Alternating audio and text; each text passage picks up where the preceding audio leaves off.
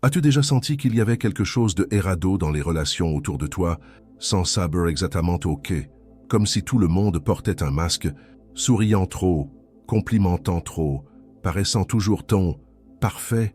Et si je te disais que derrière ce théâtre social existe une vérité que très peu ont le courage de voir, et plus encore, que comprendre cela peut te libérer de relations toxiques, éviter des frustrations et à te transformer la manière dont tu te vois toi-même? Reste avec moi jusqu'à la fin de cette vidéo, car ce que je vais te révéler acquis peut être la clé qui ouvre tes yeux et ton cœur pour de vrai. As-tu remarqué à quel point il devient de plus en plus difficile de savoir qui est vraiment qui? Partout où l'on va, les gens semblent se comporter de la même façon, comme s'ils avaient mémorisé un script. Gentillesse dosée, sourire bien placé, compliments prêts, conversation polie. Et à première vue, tout cela paraît agréable. Mais il suffit de passer un peu plus de temps pour que quelque chose au fond commence à déranger. Une petite pointe d'inconfort, comme si toute cette joie n'était pas si authentique que ça. Comme si, derrière la sympathie, il y avait quelque chose de forcé. Et souvent c'est exactement le cas. Carl Jung disait « Nous portons tous des masques ». Il appelait cela la persona. La persona est comme un vêtement social que l'on enfile pour s'adapter au monde, pour être accepté, pour entrer dans les espaces où la coexistencia exige un certain filtre. Et oui, elle est nécessaire. Après tout, on ne peut pas sortir partout en déversant tout ce que l'on ressent au moment où on le ressent. Ce serait invivable. Mais le problème commence lorsque le masque devient le visage, lorsque l'on oublie qui l'on est, à force d'incarner ce que l'on croit que l'autre veut voir. Et le plus dangereux, c'est que l'on ne s'en rend même plus compte. Parfois on répète tellement la même version de soi-même que l'on finit par y croire. Comme un acteur qui joue si longtemps le même personnage qu'il ne sait plus qui il est en vérité. Et c'est là que réside le risque. Parce qu'il y a beaucoup de gens qui paraissent généreux mais qui, au fond, veulent contrôler. Beaucoup qui paraissent calmes mais qui portent une agressivité dissimulée. Et aussi l'inverse. Des personnes qui paraissent froides, distantes, mais que cela protège. À l'intérieur, elles ressentent tout, mais n'ont jamais trouvé un espace sûr pour le montrer. Quand on confond l'apparence et l'essence, on se trompe. Et pire, on se blesse. Le monde aujourd'hui est tellement saturé d'images, de performances, de discours prêts à l'emploi, qu'il devient facile de se laisser séduire et très difficile de voir clair. On fait confiance à ce qu'on voit, à ce qu'on entend, à ce qu'on perçoit en surface. Et pour beaucoup, cela suffit. Mais ceux qui commencent à observer avec profondeur, avec présence, commencent à voir les signes. Car la persona, peu importe à quel point elle est bien construite, finit par glisser. Le sourire rehearsé échoue, l'empathie sélective apparaît, l'attention disparaît lorsqu'il n'y a plus d'avantage en jeu.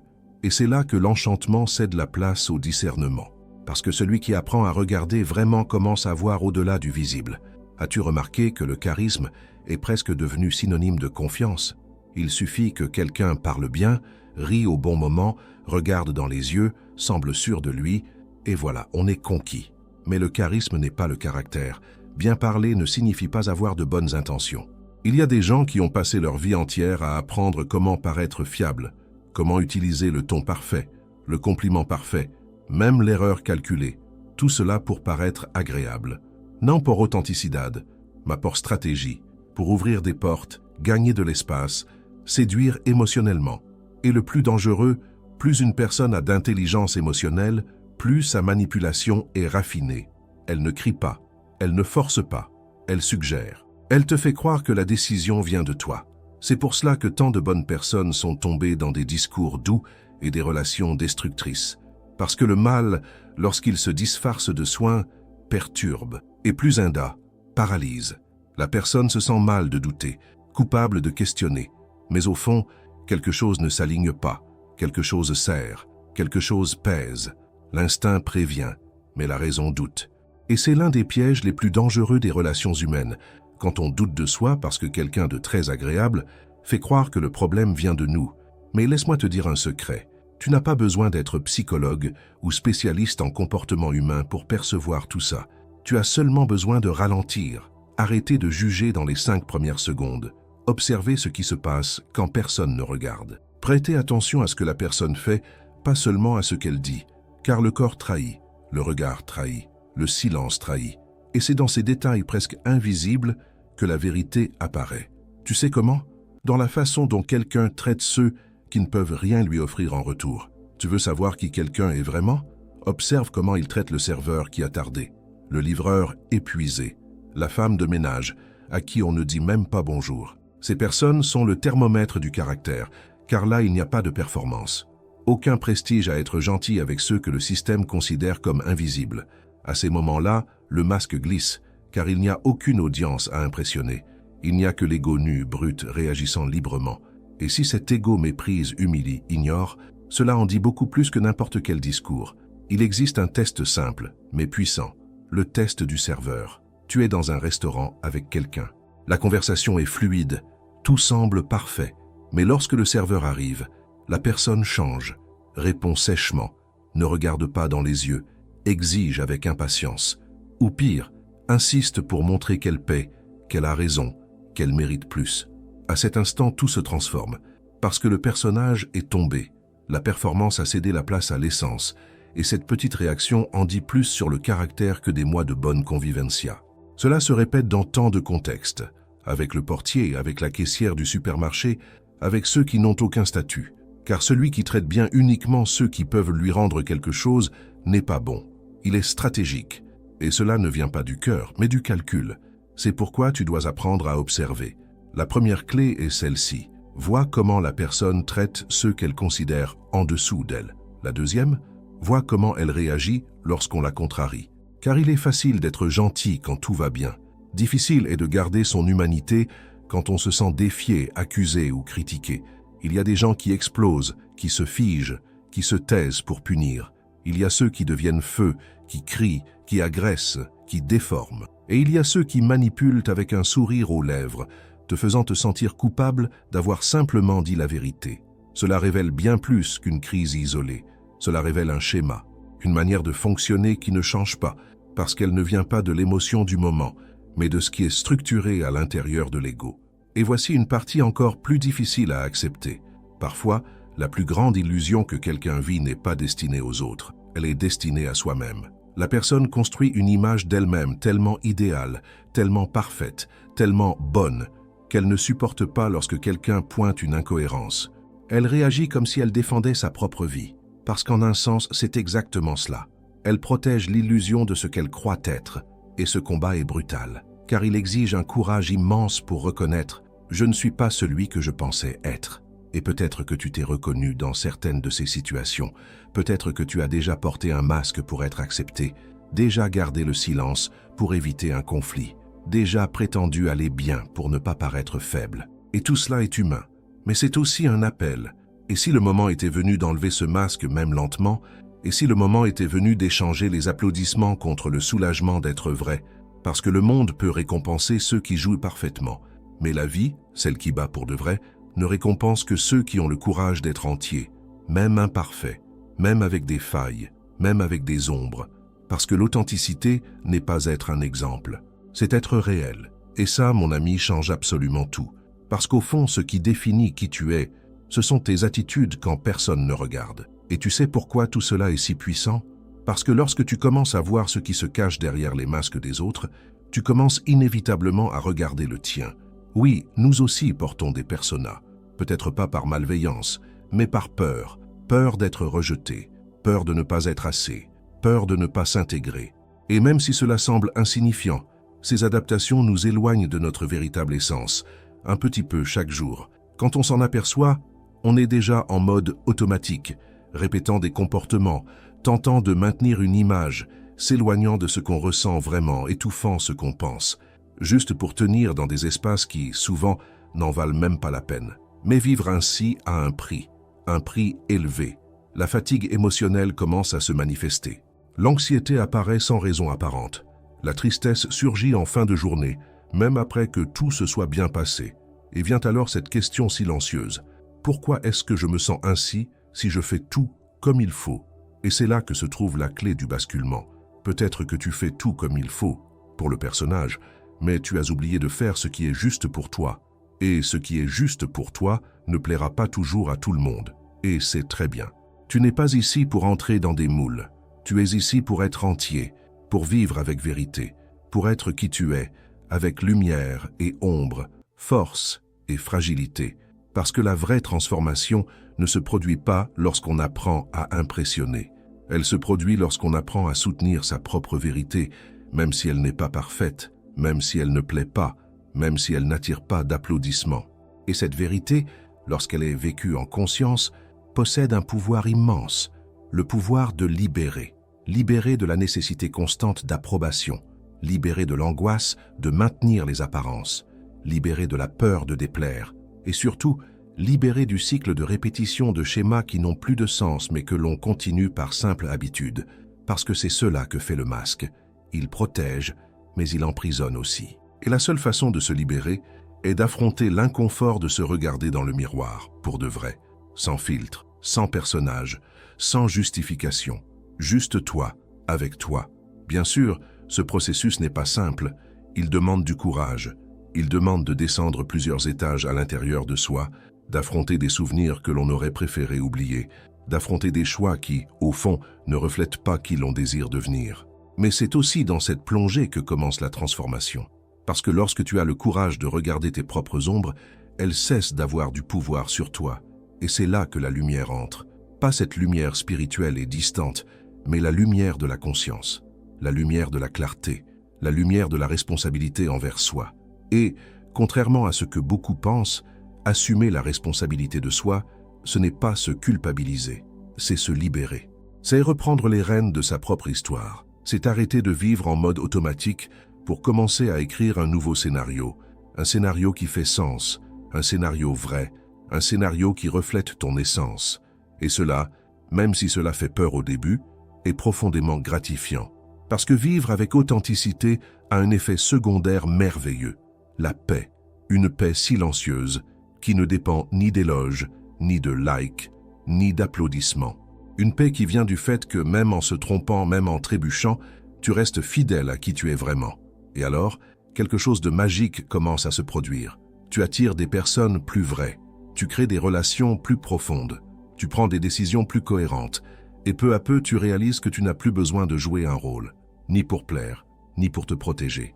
Parce que tu as compris, ce qui soutient une vie pleine n'est pas ce que tu arrives à convaincre chez les autres, mais ce que tu arrives à vivre en paix en toi-même. Et peut-être qu'en entendant tout cela, tu te souviens de moments où tu as dû avaler ta propre douleur pour garder l'image de quelqu'un de fort. Peut-être te rappelles-tu de situations où tu as accepté moins que ce que tu méritais pour ne pas paraître difficile. Ou même de personnes que tu as laissées entrer dans ta vie parce qu'elles semblaient dignes de confiance, mais qui t'ont blessé justement derrière ce masque de charisme. Si cela t'est arrivé, sache une chose, tu n'es pas seul. Nous sommes tous tombés dans ces pièges. L'important est ce que tu décides de faire avec ce que tu as appris. Tu peux continuer à te méfier de tout le monde, à te fermer, à t'endurcir, ou tu peux faire autrement. Tu peux choisir d'observer avec plus de présence, d'écouter avec plus d'attention, de ressentir avec plus de profondeur. Et, plus important encore, tu peux commencer à faire cela avec toi aussi. Commencer à te demander, cette attitude que j'ai eue, venait-elle vraiment de moi ou du masque que j'ai appris à porter? Ce choix que j'ai fait, était-il pour plaire aux autres ou pour honorer ce que je crois vraiment? Des questions simples, mais qui ouvrent des portes puissantes, parce qu'elles te reconnectent à ton essence. Et quand cette reconnexion arrive, tout change. Ta façon de te relier aux autres change. Ce que tu tolères change.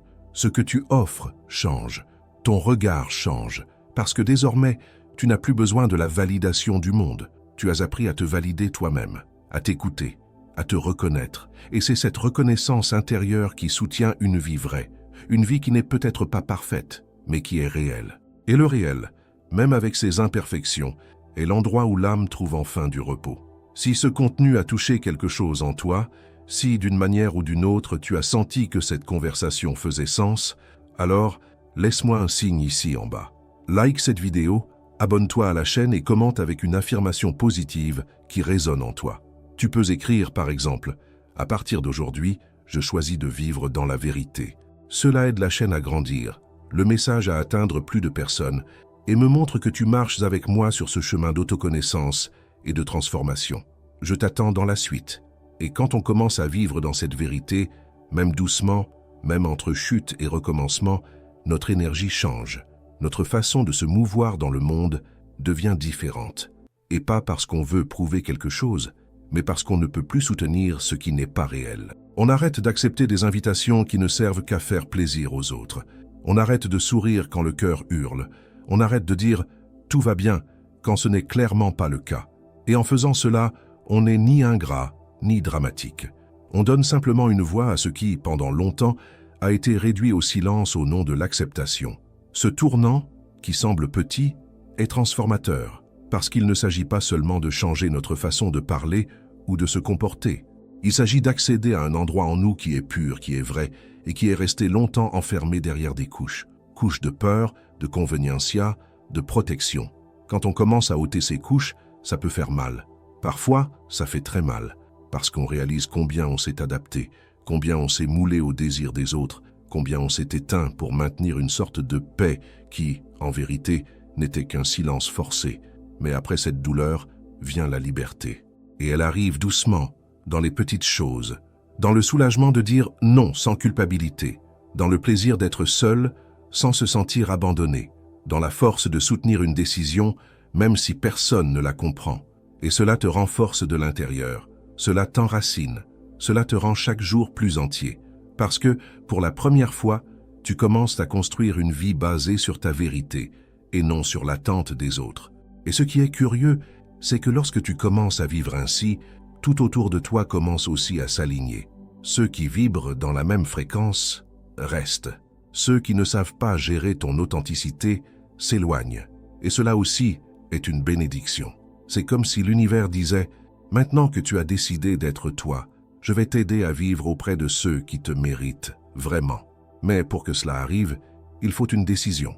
Celle d'arrêter de se cacher derrière ce qui plaît, d'arrêter de justifier des attitudes qui te diminuent, d'arrêter de maintenir des relations basées sur la peur et le manque. Et ce n'est pas facile, je le sais. On nous a appris à plaire, à être accepté, à appartenir.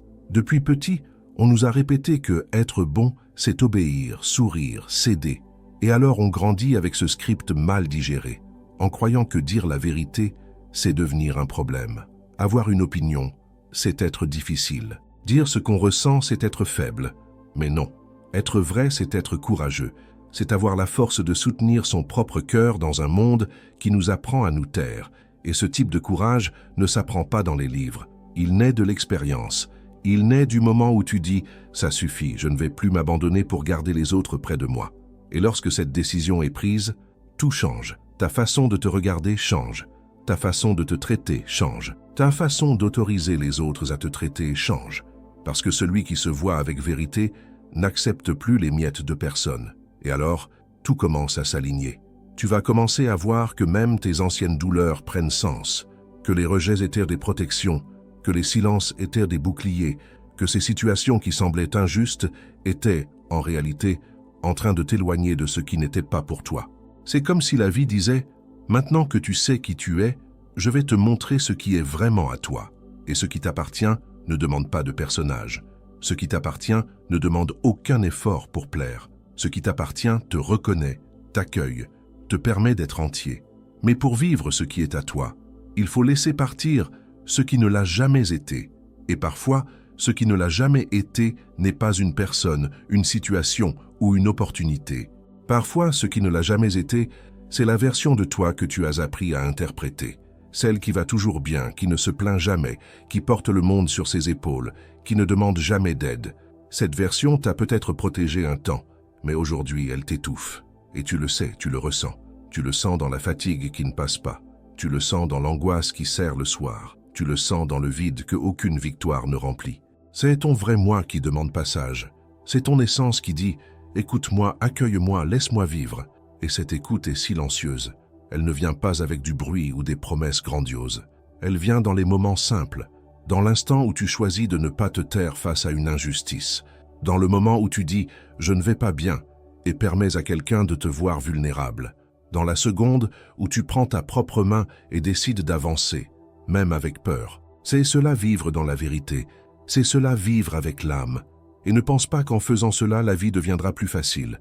Parfois, elle devient même plus exigeante, parce que vivre dans la vérité dérange ceux qui vivent encore dans l'apparence, dérange ceux qui profitent de ta soumission, dérange ceux qui se sont habitués à ta version silencieuse.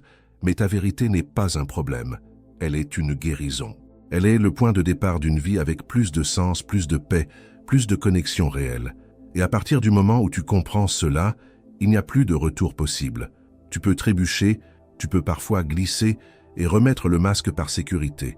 Mais il ne te va plus, il ne s'ajuste plus, parce que tu as changé à l'intérieur. Et ce qui change à l'intérieur transforme tout à l'extérieur. Et lorsque ce changement commence de l'intérieur, il n'a pas besoin d'être annoncé, ni expliqué, ni justifié, parce qu'il se ressent. Il se ressent dans ton regard plus ferme, dans tes paroles plus conscientes, dans tes choix plus intègres. Ceux qui vivent près de toi le perçoivent, même s'ils ne savent pas exactement ce qui a changé. Ta présence se transforme. Et non pas parce que tu es devenu quelqu'un d'autre, mais parce que tu es enfin toi, sans filtre, sans mise en scène, sans avoir besoin d'être aimé à tout prix pour être accepté. Et oui, cela dérange. Parce que le monde, encore aujourd'hui, valorise ceux qui savent performer. Ceux qui parlent bien sourient au bon moment, évitent le conflit, gardent la posture.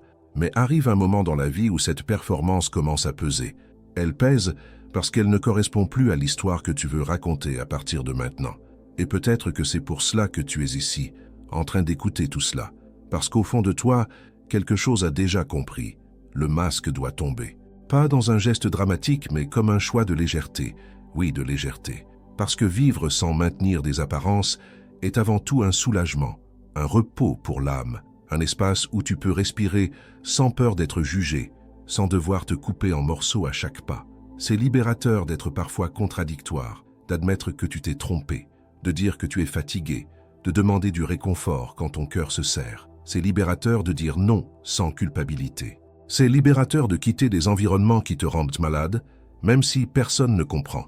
Et cela ne signifie pas tourner le dos au monde. Au contraire, cela signifie tourner ton visage vers toi-même et pour la première fois depuis longtemps, te regarder avec douceur, avec attention, avec présence. Parce que nous passons la vie à chercher l'appartenance, à essayer de trouver un endroit où être qui nous sommes. Mais presque jamais nous ne nous demandons « Est-ce que j'appartiens à moi-même » Parce que tant que tu n'appartiens pas à toi-même, tu mendieras toujours l'acceptation dans les mauvais lieux. Tu chercheras toujours à être aimé pour ce que tu joues et non pour ce que tu es. Et ce type d'amour blesse, parce qu'il ne tient que tant que tu tiens le rôle. Le jour où tu trébuches, où tu changes d'avis, où tu te montres imparfait, il disparaît. Et cela laisse une douleur profonde. Une blessure qui dit « On ne t'aime que lorsque tu es commode ». Mais le véritable amour, celui qui guérit, qui renforce, qui élève, n'arrive que quand tu arrêtes de jouer, quand tu laisses ta vulnérabilité apparaître, quand tu arrêtes de t'excuser d'être qui tu es. Et cet amour parfois vient de l'intérieur, parfois de l'extérieur, mais il ne te trouve que lorsque toi aussi tu te trouves. Et si tu crois devoir être prêt pour cela, oublie, tu n'as pas besoin d'être prêt. Tu dois être disposé, disposé à t'observer, disposé à te confronter, disposé à grandir, même si cela signifie laisser des parties de toi derrière. Et grandir, parfois, c'est solitaire, parce que tout le monde ne suivra pas ta nouvelle vibration. Tout le monde ne comprendra pas ton silence, ton éloignement, ta transformation. Et c'est très bien. Certaines relations sont faites pour un temps, d'autres pour un but, quelques-unes pour la vie entière. Mais le plus important est qu'à partir de maintenant, tu ne te perdes plus de toi-même pour garder près de toi ceux qui ne te voient pas entier. Et voici quelque chose qui doit être dit avec toute la clarté nécessaire. Il ne s'agit pas d'être parfait. Personne ne l'est. Nous avons tous des ombres, des défauts. Nous avons tous été à un moment ou à un autre le méchant dans l'histoire de quelqu'un. Mais la différence est là, entre ceux qui choisissent d'apprendre avec cela et ceux qui se cachent derrière leurs excuses. La différence est dans celui qui a l'humilité de dire « je ne referai pas cela », dans celui qui assume ses erreurs sans se dissimuler derrière des justifications, dans celui qui comprend que la maturité, ce n'est pas tout savoir, c'est savoir écouter ce que la vie essaie d'enseigner. Et la vie enseigne. Elle enseigne par les chutes, par les douleurs, par les pertes. Elle enseigne par le silence de ceux qui s'éloignent, par l'angoisse qui serre quand l'âme est déconnectée. Elle enseigne par la fatigue qui ne passe jamais, par l'agitation intérieure qui crie alors que tout semble normal. Et la question est, es-tu disposé à écouter? Es-tu disposé à sortir du pilote automatique et à commencer à vivre avec intention? Parce que vivre avec intention, c'est se réveiller et se demander « Qu'est-ce que je choisis de ressentir aujourd'hui? Qu'est-ce que je choisis de faire pour moi? En quoi je choisis de croire? » Et ces choix, même petits, quand ils sont faits en conscience, changent la direction de ta vie, changent ton énergie, changent le type de personne que tu attires. Parce que tu commences à vibrer sur la fréquence de la vérité. Et la vérité attire ce qui est vrai. Et si tu es encore ici, en train d'écouter tout cela, c'est parce qu'une partie de toi le sait déjà, le sent déjà, veut déjà ce changement. Peut-être que tu attendais seulement quelqu'un pour te dire « c'est possible ». Et je suis ici pour te rappeler « c'est possible ». Oui, pas d'une façon magique, rapide ou instantanée, mais d'une façon réelle, avec de la présence, avec des efforts, avec des choix sincères et surtout avec de l'amour pour toi-même. Parce que sans cet amour, tout s'effondre. Mais avec lui, tu construis une vie qui a une base, une âme, une racine. Tu n'as plus besoin de faire semblant d'aller bien quand ce n'est pas le cas. Tu n'as plus besoin d'accepter des miettes pour ne pas être seul. Tu n'as plus besoin de porter un masque pour être aimé. Tu peux, et tu mérites, être vu tel que tu es, avec toutes les couches qui te composent, avec toutes les histoires qui t'ont amené jusqu'ici. Et si quelqu'un n'arrive pas à t'aimer ainsi, alors peut-être que cette personne ne t'a jamais vraiment vu. Mais ce n'est pas la fin du monde, c'est le début d'un nouveau cycle, un cycle où tu te choisis, où tu te respectes, où tu apprends jour après jour à ne plus te abandonner. Et en arrivant à ce point du chemin, tu te rends peut-être compte que le véritable tournant n'a jamais résidé dans les grandes conquêtes, ni dans les reconnaissances extérieures, ni dans les attentes que le monde projette sur toi. Le véritable tournant commence dans le silence, un jour ordinaire, quand tu te regardes dans le miroir et décides, avec un courage tranquille, que tu ne vivras plus une vie qui ne te représente pas. Et cette décision, aussi discrète qu'elle paraisse, est un véritable point de bascule, parce qu'à partir d'elle, tout prend un nouveau sens. Le temps gagne en valeur, les relations gagnent en profondeur, les rêves gagnent une direction, et la vie, enfin, commence à faire sens.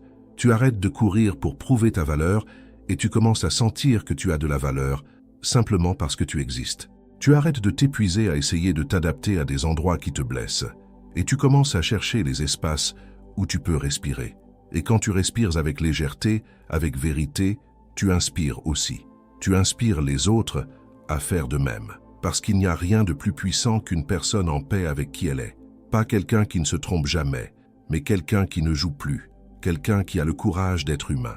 Et ce courage, contrairement à ce que beaucoup pensent, n'éloigne pas les gens, il attire. Parce que ceux qui vivent dans la vérité, même si cela dérange certains, touchent profondément ceux qui avaient soif d'authenticité.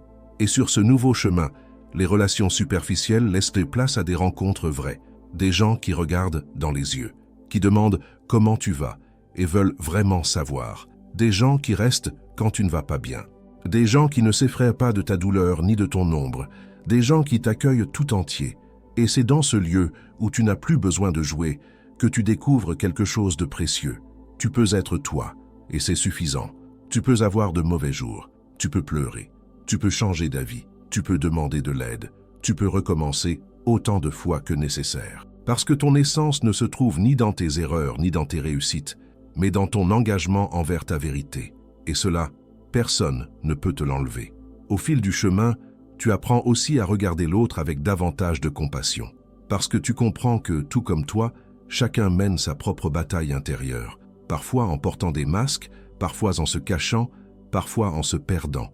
Et quand tu vois cela avec un regard plus conscient, le jugement diminue, le cœur s'ouvre, l'empathie grandit. Et le monde, même s'il ne change pas entièrement, commence à changer à l'intérieur de toi. Et cela suffit déjà comme commencement. Un commencement de paix, de sens, de connexion réelle. Il n'existe pas de carte toute faite pour ce chemin, pas de formule exacte, mais il existe un point de départ clair, la décision de ne plus te trahir, de ne plus te mentir à toi-même, de ne plus laisser la peur dicter le ton de ta vie.